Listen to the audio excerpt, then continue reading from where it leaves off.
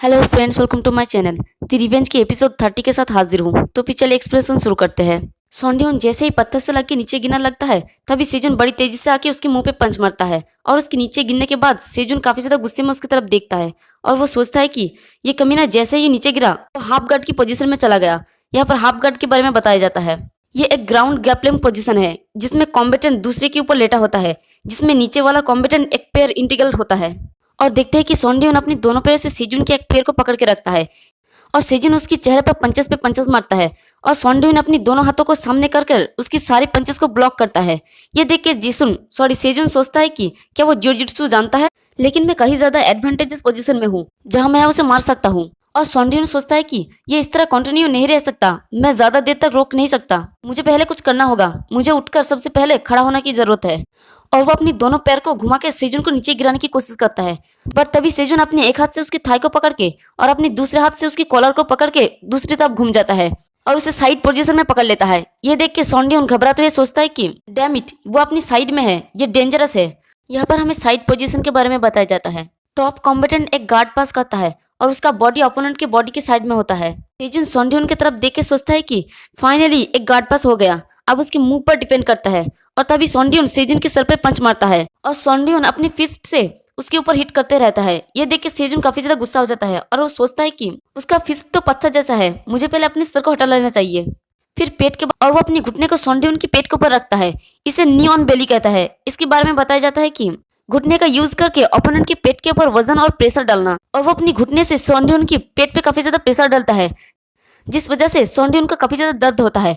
और सेजुन अपनी स्किल को याद करते हुए कहता है कि मैं अपने हाथों से पेल्विस और कॉलर को पकड़ूंगा और खींचूंगा, फिर अपने घुटने से पेट पर प्रेशर करूंगा और उसके पास मेरी घुटने को ऊपर उठाकर बाहर निकलने के अलावा और कोई चॉइस नहीं है। फिर अनप्रोटेक्टेड प्लेस, एग्जाम्पल के लिए कोरेटेड आर्टरी का बैंड होना। सोंडियोन की हालत काफी ज्यादा खराब होने लगता है।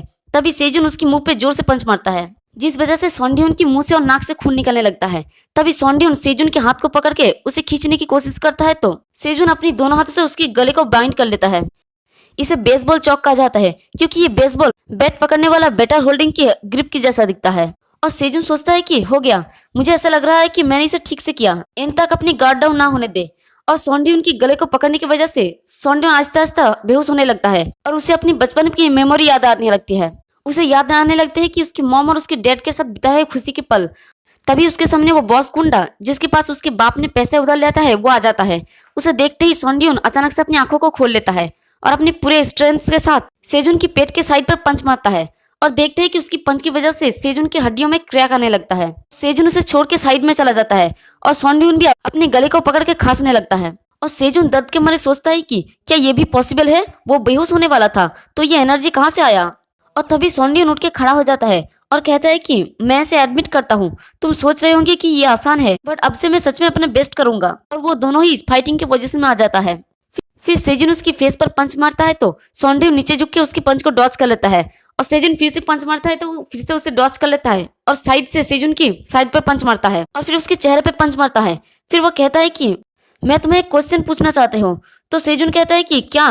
तो सोंडियोन कहता है कि तुम इतने दूर क्यों जा रहे हो, चलो यहीं पर रुकते हैं, अगर हम इसे कंटिन्यू रखते हैं तो क्या इससे कोई फर्क पड़ता है। बस ये सोचो कि तुम गंदगी में पैर रखे हो, अगर तुम गंदगी वाले फील्ड में आते हो तो तुम भी गंदे हो जाओगे। इससे कोई फर्क नहीं पड़ता कि तुम कुछ बदलने की ट्राई करते हो, दुनिया को इससे परवाह नहीं होगी, ये तुम जानते हो। सेजुन कहता है कि कौन कहता है। तो सोंडियोन कहता है कि क्या।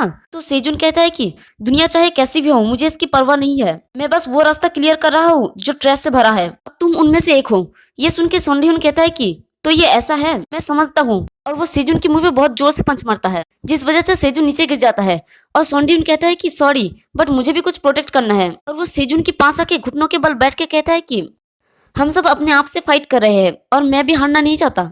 और वो अपनी सर को झुका के आंखों को बंद करके कहता है कि और उस दिन जो हुआ।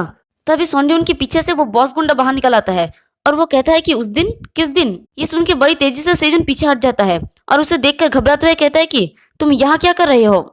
और वो बॉस गुंडा सेजुन के पास बैठ के सेजुन की तरफ देख के सोंडियोन का हंसते हुए कहता है कि हे बुली, क्या तुमने ये किया, तुमने उसे इस तरह क्यों पीटा, वो कहीं मर तो नहीं गया। तो सोंडियोन घबराते हुए कहता है कि मैंने तुम्हें इस महीने पहले ही पे कर दिया है, मैंने अपना प्रॉमिस रखा तो आप क्या। तो वो बॉस गुंडा उठते हुए कहता है कि अरे कमीने रिलैक्स, तुम किस बारे में इतना नर्वस हो, हम एक दूसरे को कब से जानते हैं, अब ये क्या है।